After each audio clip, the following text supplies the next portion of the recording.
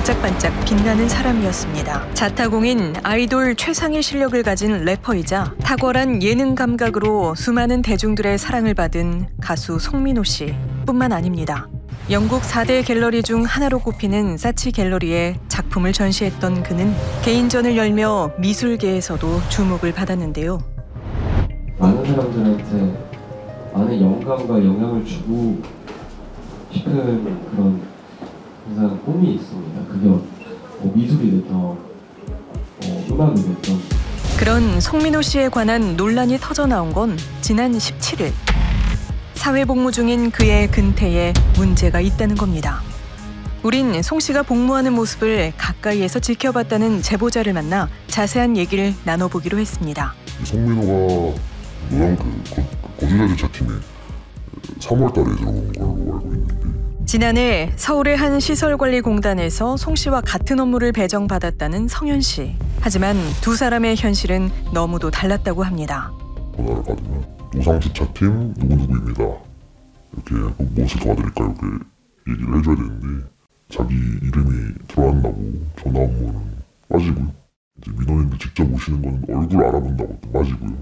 우체국 가는 업무도 처음 한 번 가고는 안 했죠. 그에게만 주어지는 특혜는 여기서 끝나지 않았답니다. 처음 이제 원래 그 친구가 있었던 자리는 여기. 출입구 앞에? 그렇죠. 옮긴 거예요, 여기서? 네, 얼굴 본다고. 송 씨가 사회복무 요원들의 지정 자리가 아닌 눈에 띄지 않는 곳에 앉아 있었다는 건데요. 두터운 팬층을 보유한 가수이다 보니 민원인과 직원 모두의 안전을 위해 특별히 배려를 했던 걸까? 어머니, 혹시 여기 송민호 씨 근무할 때 여기 팬들이 많이 왔었나요? 그런 거는 못 본 것 같아요. 여기 사회복무요원으로 근무할 때 혹시 여기 팬들이 많이 찾아왔었나요? 가수 송민호가 요번에 근무했어요? 모르세요? 네, 모르겠어요. 송 씨의 팬을 못 본 건 물론 송 씨가 복무를 한다는 것도 몰랐다는데요. 성현 씨는 그 이유를 알 것 같다고 말합니다. 처음엔 잘 왔다가 일주일에 한두 번, 두세 번? 확실한 거는 일주일 다 나오진 않았죠. 심할 때는 뭐 한 달에 뭐 한두 번, 두세 번 본 정도. 나중에는 거의 못 봤어요. 해당 사건을 최초로 보도했던 기자는 공단 직원으로부터 놀라운 얘기를 들었다고 합니다. 앉아가지고 게임을 하고 다니고, 그 게임도 약간 캐릭터 키우는 게임, 가끔 노트북 가져와서 막 악보 펴놓고 무슨 이렇게 건반 같은 것도 갖고 왔다고 했었거든요. 근데 그 체류 시간이 길진 않았고. 우린 해당 시설관리공단을 찾아가 직접 확인해 보기로 했습니다. 안녕하세요. 저희 SBS에서 왔는데요. 송민호 씨 자리가 원래 여기였다가 저기로 옮긴 게 맞아요? 하다가 뒤로 가신 겁니다. 성현 씨의 설명대로 뒷자리로 옮긴 게 맞답니다. 저희도 되게 조심스럽게 지금 어제 보면은 지금 진행 중이잖아요. 제가 그래서 선생님, 이거는 단순한 부분이잖아요. 출근을 했다 안 했다인데. 그 부분은 이제 일단은 저희가 여기서 더 이상 똑같은 말씀을 드릴 수밖에 없는 상황인 걸 좀 알고. 15명 남짓한 사람들이 모여있는 사무실에서 분명 눈에 띄었을 송 씨의 근태에 대해 물었지만 말할 수 없다는 관계자. 지난 17일 YG 엔터테인먼트 관계자는 송 씨의 병가 사유는 복무 전부터 받던 치료의 연장이며 그 외의 휴가 등은 모두 규정에 맞춰 사용했다고 밝혔는데요. 2017년 말부터 굉장히 정신적으로 힘든 시간을 보냈고 계속해서 꾸준한 치료를 받고 있다라고 얘기를 했는데요. 2017년에 이 팀 활동과는 별개로 송민호 씨의 활동 굉장히 활발했습니다. 예를 들어서 영화에도 출연을 했고 또 본인의 개인전도 했고 또 특히 예능 부분에 있어서 굉장히 다양한 활발한 활동을 했었는데요. 당시 다양한 예능 프로그램에 출연해 빡빡한 일정은 물론이고 해외 촬영도 소화를 했던 송민호 씨. 이건 대체 어떤 의미일까? 극심한 불안 상태를 경험하는 걸 우리가 공황 증상이라고 그러는데, 이런 것 때문에 4급 판정을 받아서 사회복무요원으로 근무하시는 분들이 많습니다. 근데 그것 때문에 근무를 못할 정도라면 그것은 증상이 굉장히 악화되었을 가능성을 우리가 좀 염두에 볼 수가 있고요. 만약에 정말로 증상 때문에 대인 업무가 힘들었다면 많은 사람들 앞에서 스포트라이트를 받으면서 하는 건데 그것도 좀 지장이 있지 않았을까? 대체 복무가 힘들 정도라면 방송 활동 역시 힘들었을 거라는데요. 우울증으로 병역 판정 검사에서 4급을 받은 태진 씨 역시 그의 복무 방식이 의아하긴 마찬가지라고 합니다. 솔직히 이해는 안 가죠. 이해는 안 가고 만약에 진짜 복무가 힘들었다면 본인에게 여러 가지 그 병역 시스템 안에서 해결할 수 있는 게 충분히 있었을 거예요. 차라리 뭐 재검 신청을 해서 아예 못 가겠다고 하던가 해야 됐었는데 모두를 향한 기만이잖아요. 사실 송 씨의 특혜 논란이 처음 새어나온 건 대체 복무 2달째인 지난해 5월이었습니다.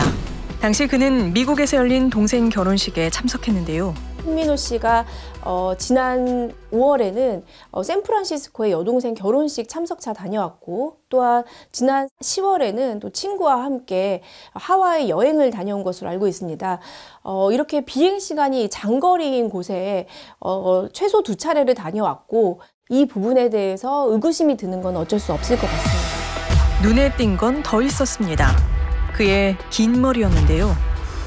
항상 용모를 단정히 해야 한다는 사회복무요원, 복무관리 규정과 맞지 않아 보이는 송 씨의 모습.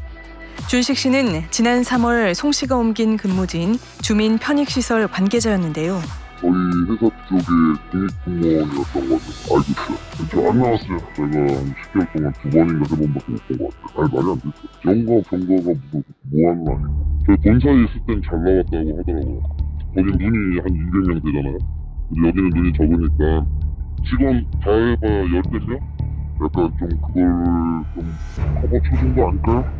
시설관리공단에서 주민 편익시설로 옮긴 뒤 송 씨의 집과 근무지는 더 가까워졌는데요. 그런데 이 일을 둘러싸고 일대엔 묘한 소문이 떠돌고 있었습니다. 관장님께서는 본인은 2월에 발령을 받았다. 근데 이제 송민호 씨가 너무 적응을 못해서 그 공단 이사장님 면담까지 했는데도 안 돼서 그냥 관장님이 데리고 왔다고 하시더라고요. 송 씨를 데려왔다는 의혹을 받고 있는 주민 편익시설 관장. 그는 시설관리공단에서 송 씨의 근태를 담당한 인물이기도 했는데요. 좀 봐주려고 맘먹고 사람 눈에 안 띄는 곳으로 보낼 수도 있죠. 현꼬지기라든지 봐주려고 생각하면 마음대로 봐줄 수 있는 거죠. 쉽지는 않지만 불가능하진 않아요. 그거는 제가 봤을 때는 좀 묵인이 있었지 않을까요? 많은 사람들의 짐작대로 송 씨의 특혜와 관장이 연관돼 있는 걸까? 우린 주민 편익시설로 향했습니다. 안녕하세요. 저 SBS에서 나왔는데요. 관장님 좀 배웠어요. 오늘 출근 안 하시는 거예요? 공교롭게도 송 씨의 부실 복무가 기사화된 뒤 연차를 냈다는 관장. 이 사무실에 근무했던 거예요? 그런 거는 얘기해 줄 수 있는 거 아닌가요? 네? 답변은 더 이상 드리기는 아니 근무 여부를 그게 문제가 되는 건가요? 일 맞췄겠죠. 대부분 회사에서 누가 와서 물어보면 이렇게 대답해라. 일반된 매뉴얼을 얘기를 해줘야지. 찾아와서 물어보면은 CCTV 하고 조사 중일 거다라고 뭐 얘기해라. 사회복무요원은 이 출퇴근 기록을 어떻게 해요? 저희는 수기로 하고 담당자가 밑에 사인하고 담당자분이 공고 포털에 올리는 거죠. 연가, 병가, 출근 이렇게 써야 되잖아요.